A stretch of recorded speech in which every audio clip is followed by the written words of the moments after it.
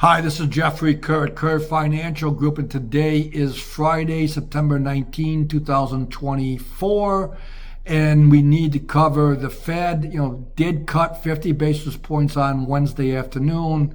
Slight sell-off after the news, but a big rally yesterday as, the stock market views this as a good thing, easy money, maybe strengthening economy and like that. I think some of the other markets are sending interesting signals, and we'll cover that in a second.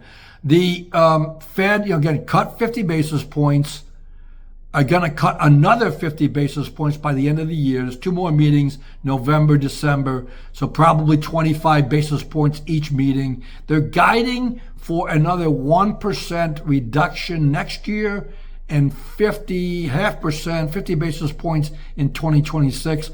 I think that's, kind of reaching. That how do you know this? I think a lot of things that in flux, and a lot of dynamic moving parts here. That it's hard to make that prediction for 2025, let alone 2026. Now, the other thing to keep in mind is that the market already priced this in. I mean, interest rates have been coming down for quite a while. About February, March, I think was the peak. But even last year, interest rates were higher. Last year, especially on the short-term maturities.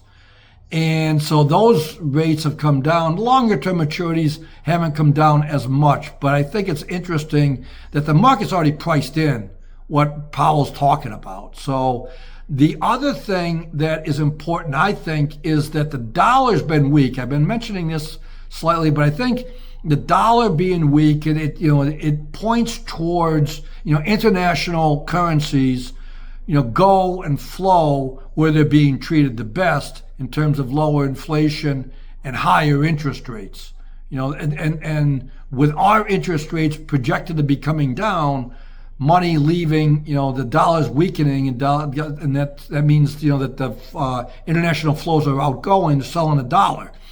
That also will have an impact on commodity prices as you pay for dollars. So copper and wheat and gold and silver and like that, oil may go up in terms of a cheapening dollar. And I think that those things are important.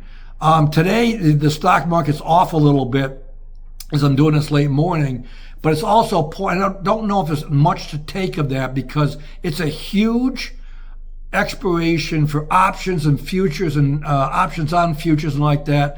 It happens 4 times a year, and I've seen some of the analysts writing about how you could see some volatility today. So we'll have to see what the market trades beginning of the week after we get through this expiration, and I'll be back then and we'll talk. Have a great weekend. Thank you for listening. Goodbye.